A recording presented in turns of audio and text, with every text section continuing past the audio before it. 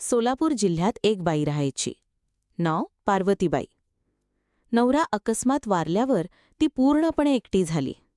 ना कमवण्याचं साधन, ना आधार. घरात 2 लहान मुलं. समाजाने तिला वाऱ्यावर सोडलं. तिला कोणी कामही देईना. विधवा म्हणून तिरस्कार होता. एक दिवस तिने ठरवलं, स्वामी समर्थांजवळ जाईन. त्यांचं नाव खूप ऐकलंय. शेवटी देवच मदत करेल. ती अक्कलकोटला गेली. ती स्वामींच्या दर्शनासाठी ओटीत बसली. काही न बोलता फक्त डोळ्यांतून अश्रू वाहत होते.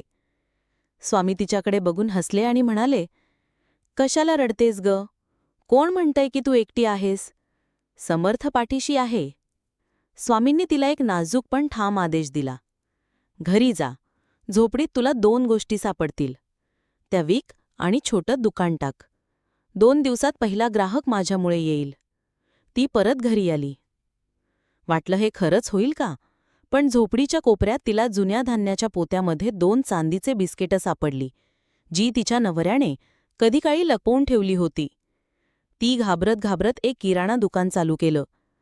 स्वामींनी सांगितल्याप्रमाणे दुसऱ्याच दिवशी एक व्यापारी आला आणि मोठी खरेदी केली. हळूहळू ती स्वतःच्या पायावर उभी राहिली. तिची मुलं शिकली.